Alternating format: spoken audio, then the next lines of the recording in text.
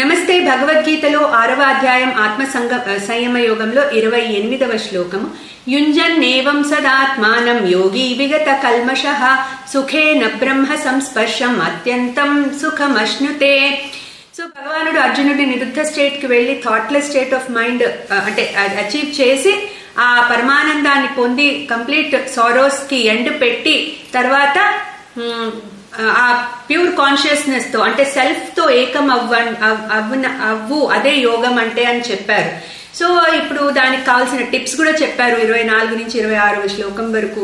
ఇప్పుడు ఏమంటున్నారు, అట్లా నిరుద్ధ స్టేట్ సాధించిన ఒక సాధకుడు ఉత్తమమైన సుఖం పొందినాక అతను మనసు ప్యూర్ సత్వస్థితిలో ఉంటుంది.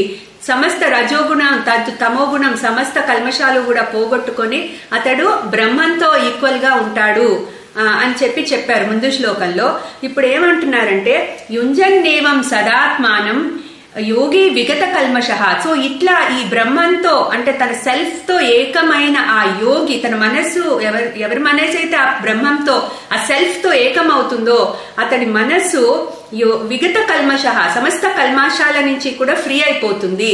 సుఖేన బ్రహ్మ సంస్పర్శం అత్యంతం సుఖమశ్నుతే. సో అతని మనసు ఇంకా బ్రహ్మంతో ఏకమైపోతుంది. సుఖేన బ్రహ్మ సంస్పర్శం. సో ఆ బ్రహ్మాన్ని అనుభవిస్తుంది, ఆ ఆనందాన్ని అనుభవిస్తుంది.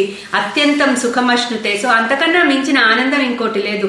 So he has experience the highest form of happiness. So ఆ స్టేట్ లో నిరుద్ధ స్టేట్ లోనే అది సాధ్యపడుతుంది. సో కానీ దానికి వెళ్ళాలంటే మళ్ళీ మనం ఇదే కర్మయోగం నుంచే సాధ్యపడుతుంది. కర్మయోగంతో చిత్తశుద్ధి తెచ్చుకుని ధ్యానయోగ అభ్యాసం చేస్తూ మనస్సుని కంట్రోల్లో పెట్టుకుని ఎప్పుడెప్పుడైతే జారిపోతుందో దాన్ని మళ్ళీ వెనక్కి తెచ్చుకుంటూ మనము ఆ సాధన అనేది కంటిన్యూ చేస్తూ ఉన్నప్పుడు ఒక రోజు ఈ పరమానందాన్ని మనం పొందుతాము అని చెప్తున్నారు భగవానుడు. క్లీం కృష్ణాయ నమః.